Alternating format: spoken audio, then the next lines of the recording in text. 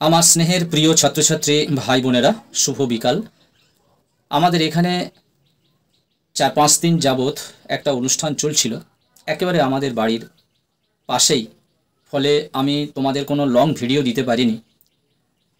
আজকের আমি তোমাদের যেটি ভিডিওটা পাঠাচ্ছি এটি তোমাদের যাদের দর্শন অর্থাৎ ফিলোজফি সাবজেক্টটি আছে, এই ফিলোজফি সাবজেক্টটির যে প্রথম অধ্যায়ের একেবারে 1.1-এ দেওয়া আছে দ্রব্য। এই দ্রব্য বলে একটি চ্যাপ্টার আছে, থিংস যে দ্রব্য, এই দ্রব্য চ্যাপ্টার থেকে আমি বেশ কিছু ইম্পর্টেন্ট প্রশ্ন, টাইপ করা প্রশ্ন, আমি বেশ কিছু ইম্পর্টেন্ট প্রশ্ন তোমাদেরকে এখন দিলাম। এগুলি তোমরা এখন পড়ো। তোমাদের লাস্ট মিনিট সাজেশন দিতে বেশি দেরি হবে না, কারণ তোমাদের সব মাল্টিপল চয়েস কোশ্চেন খুব তাড়াতাড়ি তোমাদের আমি সেরে দেব।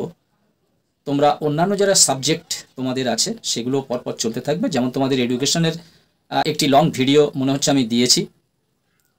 তারপরে তোমাদের শনিবার যত সম্ভব শনিবার তোমাদের একটা যাদের এনভায়রনমেন্ট আছে তার একটা ভিডিও যাবে। হিস্ট্রি সাজেশনও কিছুটা আমি তোমাদের দিয়ে দিয়েছি। আর প্রত্যেক দিন তোমরা একটা নির্দিষ্ট সময় তোমরা এবার থেকে ভিডিও পাবে, কারণ আমি কাজের চাপের জন্য আমি ঠিক নির্ধারিত সময়ে দিতে পারছি না। তোমাদের খুব অসুবিধা হচ্ছে, বুঝতে পারছো না।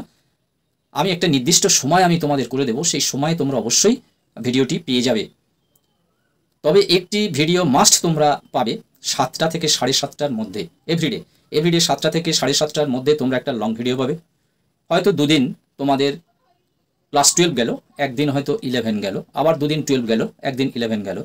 এছাড়াও তোমরা 2টো থেকে 2:30টার মধ্যে যে কোনো আরও একটি লং ভিডিও পাবে, এবং শর্ট ভিডিও তোমরা ডেলি 3টে করে পাবে।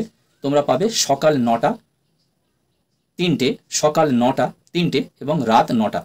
সকাল 9টা, বিকাল 3টা এবং রাত 9টা, এই 3টি তোমরা শর্ট ভিডিও পাবে। সেটা আমি কোন ক্লাস কখন দেবো পরে বলে দেবো। মোটামুটি তোমাদের 11 এবং 12 এই দুটি ক্লাস ছাড়া অন্য কোনো তো ভিডিও আসে না। বন্ধুরা এসো, আমরা আজকের ফিলোজফির যে দ্রব্য চ্যাপ্টার থেকে যে ইম্পর্টেন্ট প্রশ্নগুলো আমি তোমাদের দিয়েছি সেগুলো আমরা দেখে নিই। চলো আমরা সেই ভিডিওতে প্রবেশ করি।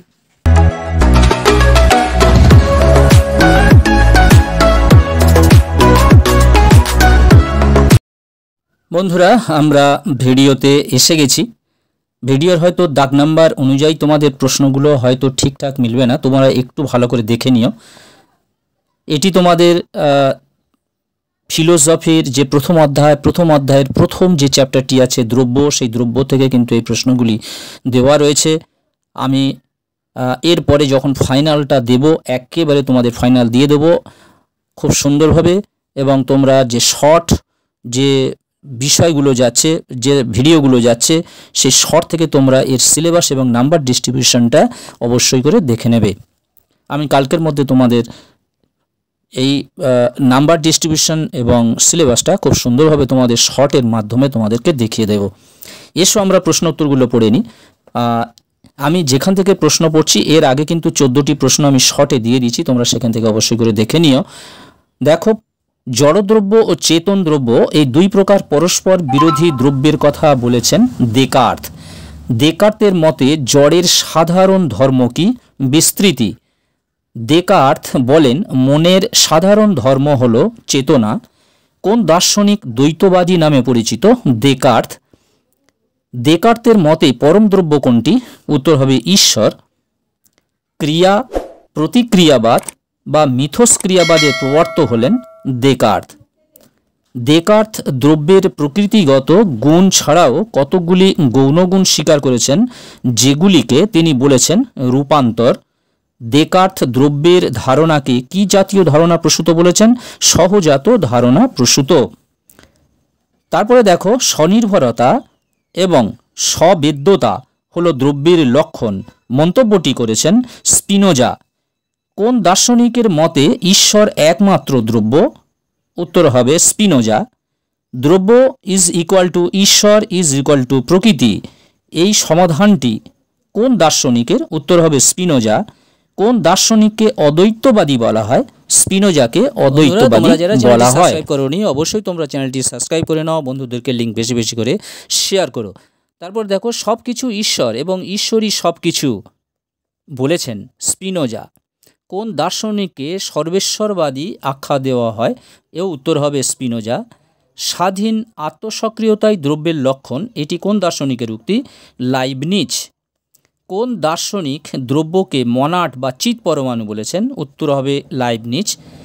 দ্রব্য হলো সরল ও অবিভাজ্য এবং স্বয়ংক্রিয় ও নিরংশ বলেছেন লাইবনিজ। লাইবনিজ দ্রব্যকে নিরংশ ও অংশবিহীন বলেছেন কেন? না, দ্রব্য হলো নিত্য। দ্রব্য হলো গবাক্ষহীন চিৎ পরমাণু, এটি কোন দার্শনিকের মত? লাইবনিজ। কোন দার্শনিককে বহুত্ববাদী আখ্যা দেওয়া হয়? লাইবনিজ। পূর্ব প্রতিষ্ঠিত শৃঙ্খলাবাদের প্রবর্তক কে? লাইবনিজ। দ্রব্য হলো জ্ঞাত গুণের অজ্ঞাত ও অজ্ঞেয় আধার, উক্তিটি কোন দার্শনিকের? অ্যান্সার হবে লকের। দ্রব্য হলো এমন কিছু যা আমি জানি না, একথা বলেছেন লক। কোন দার্শনিক দ্রব্যের গুণকে মুখ্য গুণ ও গৌণ গুণ পৃথক করেছেন? অ্যান্সার হবে লক। তারপরে দেখো, লক কয় প্রকার দ্রব্য স্বীকার করেছেন? অ্যান্সার হবে 3 প্রকার দ্রব্য। দ্রব্য সর্বদা বিশেষ্য পদ হয়, একথা বলেছেন অ্যারিস্টটল। জড়দ্রব্য হলো কতকগুলি গুণ বা সংবেদনের সমষ্টি। তারপর দেখো, জড়দ্রব্য হলো কতকগুলি গুণ বা সংবেদনের সমষ্টি, কার উক্তি? বার্কলের। অস্তিত্ব প্রত্যক্ষ নির্ভর বলেছেন বার্কলে। কোন দার্শনিক মনে করেন দ্রব্যের অস্তিত্ব জ্ঞাতার মনের ওপর নির্ভর করে? অ্যান্সার হবে বার্কলে। তারপরে দেখো, জড়দ্রব্যের অস্তিত্ব অস্বীকার করলেও চেতন দ্রব্য বা আত্মার অস্তিত্ব স্বীকার করেছেন কোন দার্শনিক? বার্কলে।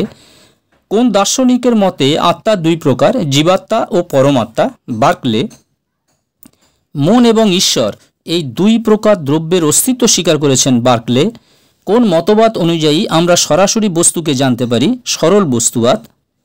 দ্রব্যের ধারণা হলো দুর্বোধ্য, উক্তিটি কল্পনা, একথা বলেছেন হিউম। আত্মার অস্তিত্ব অস্বীকার করেছেন কোন দার্শনিক? হিউম।